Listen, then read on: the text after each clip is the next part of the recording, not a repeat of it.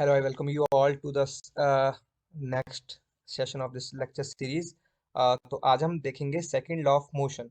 तो second law of motion क्या होता है इस बारे में हम पढ़ेंगे। हम फर्स्ट लॉ ऑफ मोशन पहले ही पढ़ चुके हैं और हमने थोड़ा सा मोमेंटम का कंसेप्ट था जो वो भी पढ़ लिया था, है ना। तो मोमेंटम के कंसेप्ट में हमने क्या पढ़ा था कि मोमेंटम क्या होता है, किसी बॉडी का जो मास है और जो उसकी वेलोसिटी है, अगर हम उन दोनों को मल्टीप्लाई कर देंगे तो मोमेंटम हमको मिल जाता है। तो उसी मोमेंटम के कंसेप्ट को हम आगे लेकर अब हम सेकंड लॉ ऑफ मोशन पढ़ने वाले हैं, ठीक है। तो मोमेंटम हमको पढ़ाया ही इसलिए गया था ताकि हम सेकंड लॉ ऑफ मोशन को पढ़ सके। तो मोमेंटम जो था वो बेस था सेकंड लॉ ऑफ मोशन का। तो हम सेकंड लॉ ऑफ मोशन उसकी मदद से समझने की कोशिश करते हैं, ठीक है। तो सेकंड लॉ ऑफ मोशन क्या बोलता है कि देखिए, Newton second law of motion gives a quantitative relation between these three physical quantities. कौन कौन सी फिजिकल क्वांटिटीज के बारे में यहाँ पे बात चल रही है। देखो, यहाँ पे सबसे पहले फिजिकल क्वांटिटी के बारे में जो बात चल रही है वो है चेंज इन मोमेंटम, फोर्स, ठीक है। चेंज इन मोमेंटम, फोर्स और जो ग्रेविटेशनल फोर्स लग रहा है किसी बॉडी में विद रिस्पेक्ट टू टाइम। तो देखिए, तीन चीजें कौन कौन सी हो गई जिसके बारे में हम बात करने वाले हैं इसमें। सबसे पहले है force. Second law of motion में जो हम बात करेंगे, तीन चीजें फोर्स, दूसरी चीज क्या है, चेंज इन मोमेंटम, और तीसरी चीज क्या है, चेंज इन टाइम, ठीक है। तो सेकंड लॉ ऑफ मोशन का जो हम ये समझ सकते हैं कि ये तीन चीजों पे डील करता है, एक तो फोर्स पे, एक चेंज इन मोमेंटम और एक चेंज इन टाइम पे, ठीक है। तो सेकंड लॉ ऑफ मोशन को समझने के लिए मैं आपको एक बहुत अच्छा सा एग्जांपल दूंगा, उससे आपको सेकंड लॉ ऑफ मोशन समझ में आएगा। तो आपने देखा होगा कि कई बार जो बैट्समैन होते हैं वो बहुत अच्छा बॉल को टाइम कर पाते हैं। तो क्या बोलते हैं, उनकी टाइमिंग कितनी शानदार होती है। जैसे आपने वीवीएस लक्ष्मण की कभी बैटिंग देखी होगी, तो बॉल को इतना अच्छा टाइम करते थे। या फिर युवराज सिंह जो बॉल को टाइम करते थे, बहुत ही अच्छा टाइम करते थे, उसमें क्या वो एफर्टलेस लगता था उनका शॉट, है ना। तो जो टाइमिंग है, क्रिकेट में जो हम टाइमिंग बोलते हैं वो क्या है, वो ही सेकंड लॉ ऑफ मोशन है, ठीक है। तो हम उसको समझेंगे।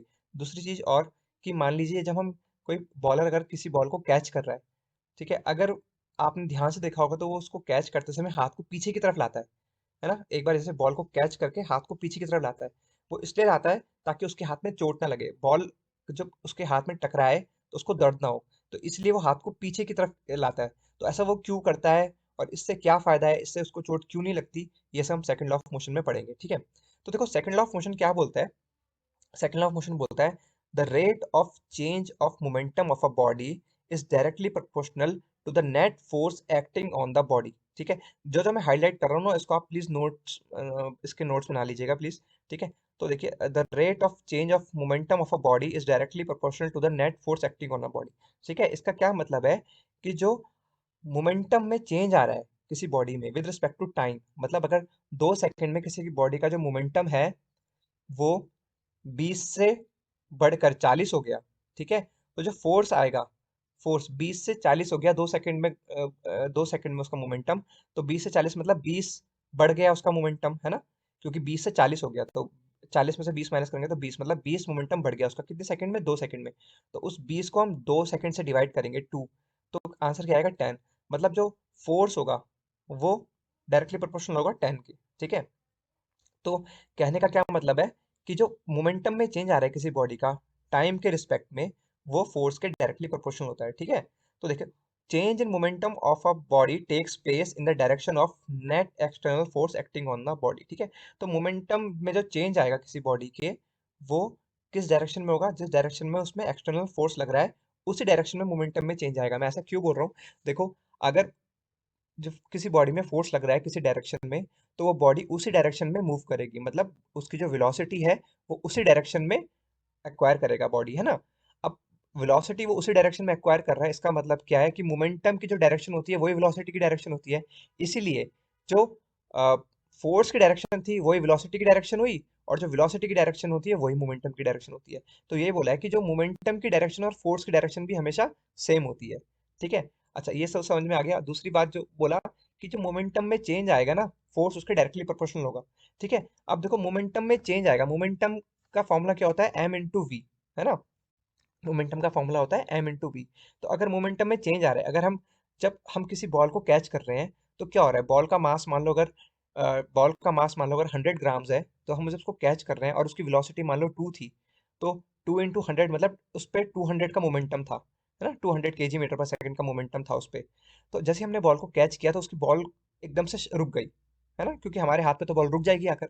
अब जब बॉल हमारे हाथ में आकर रुक गई तो क्या हुआ, उसका मोमेंटम 200 से बिल्कुल जीरो हो गया, है ना। ध्यान से समझिए मैं क्या बोल रहा हूँ, कि अगर हम बॉल को कैच कर रहे हैं तो उसका मोमेंटम क्या हुआ, सीधा 200 से बिल्कुल जीरो हो गया, है ना।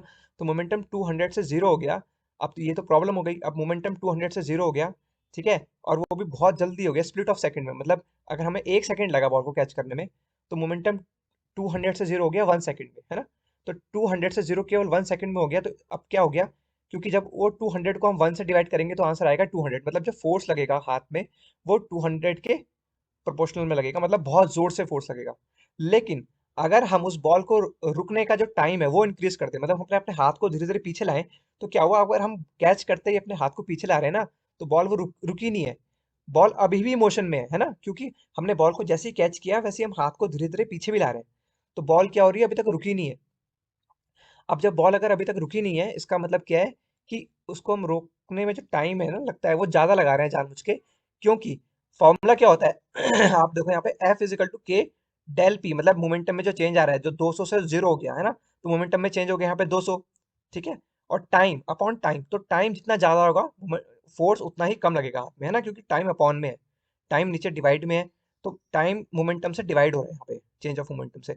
तो हम क्या कर रहे हैं, उसी टाइम को इंक्रीज कर रहे हैं, जब हम हाथ को धीरे धीरे पीछे ला रहे हैं ना, तो हम उसी टाइम को इंक्रीज कर रहे हैं, ताकि हमारे हाथ में, ताकि जो उसकी नेट वैल्यू आए ये कम आए, और हमारे हाथ में जो फोर्स है वो कम लगे, ठीक है। तो यही सेकंड लॉ ऑफ मोशन है।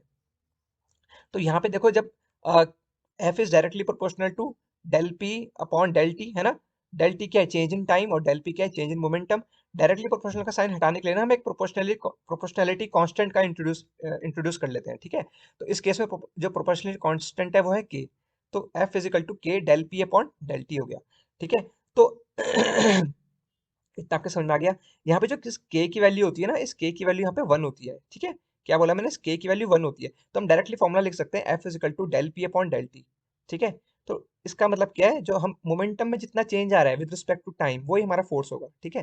तो अगर हम बोल रहे हैं कि कोई किसी बॉडी का मोमेंटम था, वो था 200, और वो 200 से एकदम से जीरो हो गया 1 सेकंड के अंदर, तो उसका फोर्स कितना लगा होगा उस बॉडी में, उसको मोमेंटम जीरो करने में कितना लगा होगा।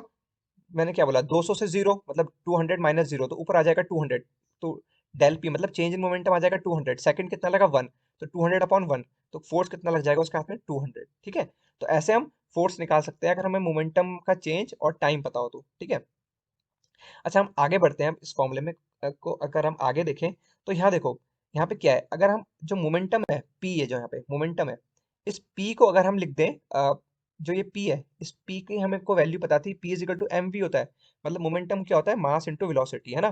तो अगर मैं डेल्टा पी, अब देखो डेल्टा पी का मतलब क्या है, चेंज इन मोमेंटम, है ना, ध्यान से सुनना मैं क्या बोल रहा हूँ। डेल्टा पी का मतलब है चेंज इन मोमेंटम। अच्छा, तो मोमेंटम में अगर चेंज हो रहा है, तो डेल्टा पी होता है वैल्यू मास इंटू वी, है ना। अगर डेल्टा पी में मतलब मोमेंटम में अगर चेंज हो रहा है, तो कौन सी क्वांटिटी चेंज हो रही होगी, मास या वेलोसिटी में से, क्योंकि इसके फॉर्मूले में तो एक मास आता है और एक वेलोसिटी आती है ना। तो अगर मोमेंटम चेंज हो रहा है तो क्या चेंज हो रहा होगा, मास या वेलोसिटी चेंज हो रही होगी, या दोनों। देखो किसी बॉडी का मास तो सेम रहता है ना। तो अगर किसी बॉडी के मोमेंटम में चेंज आ रहा है, अगर डेल्टा पी मतलब चेंज इन मोमेंटम, तो किसी बॉडी की अगर मोमेंटम में चेंज हो रहा है, इसका मतलब उसका मास तो कांस्टेंट ही रहेगा ना, बॉडी का मास तो कांस्टेंट ही रहेगा। इसका मतलब क्या चेंज हो रहा है, उसकी वेलोसिटी में चेंज आ रहा है ना, क्योंकि वेलोसिटी ही जो है किसी बॉडी की वो चेंज हो सकती है, मास तो बॉडी का सेम ही रहता है, ठीक है। तो हम इस फॉर्मूले को कैसे लिख सकते हैं, देखो के को हमने के वैसी का वैसी कॉपी कर दिया यहाँ पे, ठीक है। अब क्या हो गया, ये है डेल्टा पी, तो डेल्टा पी को हम लिख सकते हैं एम डेल्टा वी, मतलब मास तो पूरा कांस्टेंट रहेगा, डेल्टा वी का मतलब है वेलोसिटी में चेंज आ रहा है, इसीलिए हमने क्या बोल दिया, हमने डेल्टा पी को बोल दिया एम, एम यहाँ लिख दिया हमने बाहर, और डेल्टा वी, तो ये पूरा पी है, ये और ये एम, ये पूरा पी की जगह हमने एम डेल्टा वी लिख दिया, क्योंकि पी में चेंज का मतलब है वेलोसिटी में चेंज, है ना। तो इसका मतलब एम तो कांस्टेंट है, वेलोसिटी में चेंज हो गया, इसलिए हमने डेल्टा पी को ये लिख दिया, और डेल्टा टी को हमने वैसे का वैसे ही कॉपी कर लिया। अब यहाँ देखो, जब हमने इस फॉर्मूले को ऐसे बनाया ना, तो अब क्या हो गया, कि के तो कांस्टेंट है, डेल्टा वी मतलब change in velocity with respect to time, change in time ना, तो जितना टाइम चेंज हुआ और वेलोसिटी में चेंज हुआ है, तो ये किसका फॉर्मूला होता है, ये होता है एक्सेलरेशन का फॉर्मूला। एक्सेलरेशन का फॉर्मूला क्या होता है, change in velocity upon change in time, ठीक है। तो del v upon del t हो जाता है ए, तो यहाँ पे फॉर्मूला क्या बन जाएगा, एफ इजिकल टू के एम ए, है ना। के एम ए, जहाँ ए क्या है, ए एक्सेलरेशन है, ठीक है। तो एफ इज इक्वल टू के एम ए। तो हम जो के की वैल्यू मैंने आपको बताई, के की वैल्यू 1 होती है, तो हम सीधा बोल सकते हैं F is equal to m a, ठीक है। तो ये जो रिलेशन है ये भी हमको सेकंड लॉ ऑफ मोशन से डिराइव होता है, ठीक है। तो F is equal to m a का मतलब क्या है कि जो फोर्स है वो किसके बराबर होगा, मास इंटू एक्सेलरेशन, ठीक है। Mass into acceleration. तो ये बहुत इंपॉर्टेंट जो रिजल्ट्स हैं आप इनको नोट कर लीजिएगा। एक रिजल्ट जो ये है ये बहुत इंपॉर्टेंट रिजल्ट है, ठीक है। और एक एक रिजल्ट जो ये वाला है ये भी बहुत इंपॉर्टेंट रिजल्ट है। इसमें के की वैल्यू हम 1 लेते हैं, ठीक है।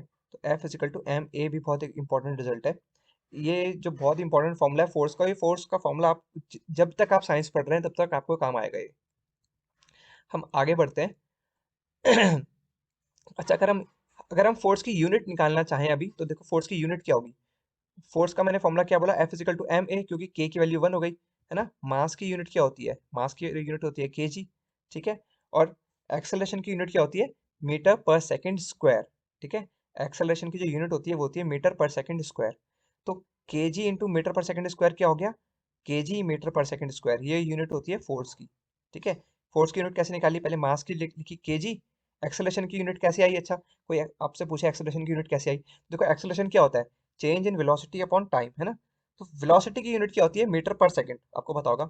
यहाँ देखो यहाँ पे वेलोसिटी की यूनिट होती है मीटर पर सेकंड, है ना। और टाइम की यूनिट होती है सेकंड। तो मीटर पर सेकंड था, मैं मीटर पर सेकंड का मतलब होता है कि मीटर डिवाइडेड बाय सेकंड। तो ये था मीटर डिवाइडेड बाय सेकंड, नीचे फिर से डिवाइडेड बाय सेकंड। तो सेकंड दो बार डिवाइड हो गया मीटर से, है ना। तो जो एक्सेलरेशन की यूनिट हो गई, ये फॉर्मूला जो है ये एक्सेलरेशन का है। तो एक्सेलरेशन की यूनिट क्या हो गई, ऊपर मीटर, नीचे दो दो सेकंड, है ना, मतलब मीटर और सेकंड स्क्वायर। तो यहाँ पे यही लिखा है, यहाँ पे देखो, यहाँ पे लिखा है मीटर और सेकंड का पावर -2। तो ये एक्सेलरेशन की यूनिट है। और मास की यूनिट क्या हो गई, केजी। तो फोर्स की जो यूनिट होती है वो होती है केजी मीटर पर सेकंड स्क्वायर। तो 1 केजी मीटर पर सेकंड स्क्वायर को हम 1 न्यूटन भी बोलते हैं, ठीक है। तो अगर हम बोल रहे हैं कि 1 न्यूटन फोर्स लग रहा है किसी बॉडी में, तो इसका मतलब क्या है कि वो बॉडी 1 केजी की है, और उसका जो एक्सेलरेशन है वो कितना है, 1 मीटर पर सेकंड स्क्वायर है, ठीक है। तो उसी का मतलब होता है 1 न्यूटन। आ, अब हम एक एग्जांपल देख लेते हैं इसी फॉर्मूले पे बेस्ड, ठीक है। तो क्या बोला है, अब ball of mass 0.4 kg starts rolling on the ground at 20 meter per second and comes to a stop after 10 seconds. Calculate the force which stops the ball, assuming it to be constant in magnitude throughout. बहुत ही important question है, आप इस question को note कर लीजिएगा, बहुत ही important question है। इसको सॉल्व करने की कोशिश करेंगे हम। देखो क्या बोला है, बोला है कि एक बॉल है, ठीक है, उसका मास कितना है, 0.4 kg है ना। अब वो क्या कर रही थी, ग्राउंड में रोल कर रही थी, रोल कर रही थी मतलब लुढ़कते हुए जा रही थी, है ना। जब वो बॉल रोल कर रही थी तो उसकी वेलोसिटी कितनी थी, 20 मीटर पर सेकंड की वेलोसिटी थी, है ना। 20 मीटर पर सेकंड की वेलोसिटी से वो बॉल रोल कर रही थी, ठीक है, लुढ़कते हुए नीचे जा रही थी। और फिर क्या हुआ कि 10 सेकंड के बाद वो बॉल रुक गई, 10 सेकंड के बाद वो बॉल रुक गई, ठीक है। अब क्या बोलते हैं, मतलब ये सरफेस, इसमें क्वेश्चन ये नहीं बोला है कि सरफेस इंक्लाइंड है या प्लेन है, बस ये बोला है कि बॉल रोल कर रही है, ठीक है। अब बॉल 10 सेकंड के बाद रुकी है, तो रुकने के बहुत सारे कारण हैं, या तो उसको किसी ने हाथ से रोका होगा, ठीक है, या फिर फ्रिक्शन का फोर्स लगा होगा, इस कारण बॉल रुक गई, है ना।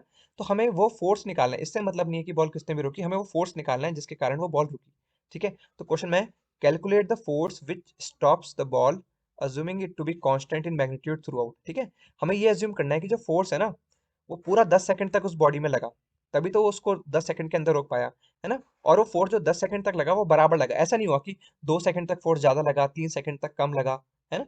एक इक्वल फोर्स लगा उसको, उस बॉडी पे 10 सेकंड तक, और वो बॉडी रुक गई। तो हमें बताना है कि वो फोर्स कितना लगा उस पे, उस बॉडी पे, ठीक है, जिसने उस बॉडी को रोक दिया। तो देखो हमको क्या क्या गिवन है क्वेश्चन में, हमको गिवन में, क्वेश्चन में सबसे पहले गिवन है मास गिवन है बॉडी का, ठीक है, जो कि 0.4 kg है ना। सेकंड चीज हमें क्या गिवन है, वेलोसिटी गिवन है 20 मीटर पर सेकंड, है ना। अच्छा एक चीज और, अगर ये मास अगर ग्राम में होगा तो हम उसको केजी में कन्वर्ट करेंगे, क्योंकि हम फोर्स को न्यूटन में निकाल रहे हैं, और न्यूटन में जो फोर्स की यूनिट होती है वो होती है केजी मीटर पर सेकंड। तो अगर ये ग्राम होगा तो हम उसको केजी में कन्वर्ट करना पड़ेगा पहले, ठीक है। अच्छा तो देखो, उसका मास था 0.4 kg, उसकी इनिशियल वेलोसिटी कितनी थी, 20 मीटर पर सेकंड की वेलोसिटी से वो चल रहा था, है ना। अब क्या होगा कि जो बॉडी बिल्कुल रुक जाएगी, रुक जाएगी मतलब उसकी वेलोसिटी कितनी होगी, जीरो, मतलब चेंज इन मोमेंटम हम दरअसल कैलकुलेट करने की कोशिश कर रहे हैं यहाँ पे, ठीक है। तो उसकी वेलोसिटी कितनी हो गई, लगभग जीरो हो गई, मतलब लगभग क्या, बिल्कुल जीरो हो गई जब बॉडी रुकेगी तो, ठीक है। अब देखो हम, हमारे पास फॉर्मूला क्या है, force is equal to mass into acceleration. अगर ये आपको ये दो लाइन दिखे हुए दिख जाए तो इससे कंफ्यूज मत होइएगा, ये इसको मॉड बोलते हैं। स्मॉड का मतलब है कि अगर आंसर हमारी नेगेटिव भी आ रही होगी ना तो भी हम उसको पॉजिटिव में ही लिखेंगे। मतलब फोर्स जो हमारा वैल्यू आ रही होगी, ठीक है, अगर एक्सेलरेशन हमारे पास नेगेटिव भी आ रहा है तो भी हम उसको पॉजिटिव ही लेंगे। ठीक है, तो इस मॉड का मतलब होता है कि कोई भी वैल्यू अगर अंदर नेगेटिव भी आ रही है तो वो बाहर निकल के पॉजिटिव हो जाती है। ठीक है, तो क्योंकि हमें हमको अब इसमें डायरेक्शन का मतलब नहीं है ना, हमको डायरेक्शन का मतलब नहीं है। अगर साइन अगर लास्ट में नेगेटिव आएगा इसका मतलब जो डायरेक्शन होगी वो फोर्स अपोजिट लग रहा होगा, उस बॉल के फोर्स के अपोजिट लग रहा होगा उसमें फोर्स, तभी तो बॉल रुकेगी। तो हमें सिंपल सा पहले ही पता है कि जो फोर्स आएगा वो नेगेटिव ही आएगा, क्योंकि हम अपोजिट फोर्स लगाने वाले हैं। जो बॉल का फोर्स है उसके अपोजिट दूसरा फोर्स लगेगा तब वो बॉल रुकेगी, है ना। तो साइन तो फोर्स का नेगेटिव ही आने वाला है। हमें बस मतलब है मैग्नीट्यूड से कि कितना फोर्स उसमें लगा होगा कि वो बॉल रुकी। ठीक है, तो क्वेश्चन में आगे बढ़ते हैं। तो यहाँ देखते हैं F is equal to m a given है ना। तो अब जो ए होता है एक्सेलरेशन का फॉर्मूला क्या होता है, v minus u upon t, मतलब final velocity minus initial velocity upon, sorry, initial velocity minus final velocity upon time. ठीक है, मतलब जो भी वेलोसिटी ज्यादा हो उसको हम पहले लिख लेंगे, ताकि क्योंकि फोर्स हमें पॉजिटिव ही लाना है तो उससे कोई मतलब नहीं है। ठीक है, तो जैसे यहाँ पे इनिशियल पहले लिखा है, यहाँ पे फॉर्मूले में, सॉरी, फाइनल पहले लिखा है, इनिशियल बाद में लिखा है। तो जो फाइनल वेलोसिटी है वो हो गई 0, है ना, क्योंकि बॉल तो बाद में लास्ट में रुक गई। इनिशियल वेलोसिटी कितनी थी उसकी 20, और मास कितना था 0.4 की थी। तो यहाँ देखो 0.4 केजी लिखा है, 0 - 20, है ना, 0 - 20 कितना हो जाएगा, -20, है ना। ठीक है, और टाइम कितना टाइम लगा उसको रुकने में, 10 सेकेंड लगा। ठीक है, तो मास मास तो उतना ही रहा, और ये पूरा फॉर्मूला है एक्सेलरेशन का, बॉडी का एक्सेलरेशन। देखो एक्सेलरेशन का मतलब हमेशा यही नहीं होता कि वो बॉडी की स्पीड बढ़े। एक्सेलरेशन अगर नेगेटिव आ रहा है इसका मतलब क्या है कि बॉडी की स्पीड घट रही है, जिसको हम रिटार्डेशन भी बोलते हैं। ठीक है, तो अगर एक्सेलरेशन नेगेटिव है इसका मतलब ये है कि बॉडी रुक रही है, और एक्सेलरेशन पॉजिटिव है मतलब बॉडी की स्पीड लगातार बढ़ रही है। ठीक है, तो देखो अब जब हमने फॉर्मूले में वैल्यू पुट करी, तो फोर्स इंटू एक्सेलरेशन जब हमने वैल्यू पुट करी तो हमारे पास कितना आया, 0.8 kg मीटर पर सेकंड स्क्वायर, मतलब 0.8 न्यूटन। इसका मतलब क्या है कि कितना फोर्स हमें लगाना पड़ेगा उस बॉडी को रोकने में, 10 सेकंड में अगर हमें उस बॉडी को रोकना है 0.8 न्यूटन लगाना पड़ेगा। और साइन नेगेटिव इसलिए क्योंकि जो फोर्स बॉल में है, जो फोर्स बॉल को घुमाए रख रहा है, उसके हमें अपोजिट उस फोर्स को लगाना पड़ेगा तभी वो बॉल रुकेगी, है ना। क्योंकि अगर हम उसी की डायरेक्शन में लगा लेंगे तब तो बॉडी की स्पीड और बढ़ जाएगी। तो अगर हम उसको बॉल को रोकना है तो हमें उसके अपोजिट फोर्स लगाना पड़ेगा, इसलिए ये साइन नेगेटिव है। ठीक है, ये जो अगला क्वेश्चन है ये आपके लिए होमवर्क है, इसको आप ट्राई कीजिए। और अगर आपको कोई भी क्वेरी हो ना इस क्वेश्चन में तो आप मुझसे feel free to ask me, और मैंने आप नीचे व्हाट्सएप नंबर तो डिस्क्रिप्शन में आपको दे ही रखा है। तो उसमें कोई भी क्वेश्चन होगा तो आप मुझसे पूछ सकते हैं। अ, बाकी इसका जो आंसर है वो, क्योंकि सॉल्व एग्जाम्पल है तो इजी रहेगा। अ, तो क्या बोलते हैं, हम अगले लेक्चर में ये क्वेश्चन ट्राई करेंगे। थोड़े ये क्वेश्चंस जो हैं आप ये इसको घर से ट्राई कीजिएगा प्लीज़। अगर आपसे नहीं हो पाएगा तो अगले वीडियो में इसका सॉल्यूशन में मैं आपको ज़रूर बताऊंगा, तो इन क्वेश्चन को ट्राई कीजिएगा। फिर हम थर्ड लॉ ऑफ मोशन पढ़ेंगे, और थर्ड लॉ ऑफ मोशन के बाद इम्पल्स का टॉपिक है, फिर ये चैप्टर लगभग फिनिश हो गया आपका। तो फिर ये चैप्टर आपका फिनिश हो जाएगा। ऐसे करके मैं आपका पूरा सिलेबस जो है वो कंप्लीट करा लूँगा। इसमें फिर एक फ्रिक्शन का टॉपिक भी होगा, तो इसको हम कवर कर लेंगे, कोई प्रॉब्लम नहीं है, आपको बड़ा ढंग से समझ में आएगा। तो मिलते हैं नेक्स्ट वीडियो में। तब तक के लिए आप पढ़ते रहिए, और कुछ भी क्वेरी होगी तो मुझे व्हाट्सएप पे ज़रूर